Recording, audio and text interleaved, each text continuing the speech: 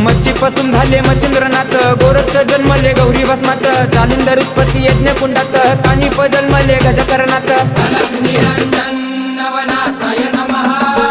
अलख निरंजन नवनाथाय नमः. अलख निरंजन नवनाथाय नमः. अलख निरंजन नवनाथाय नमः.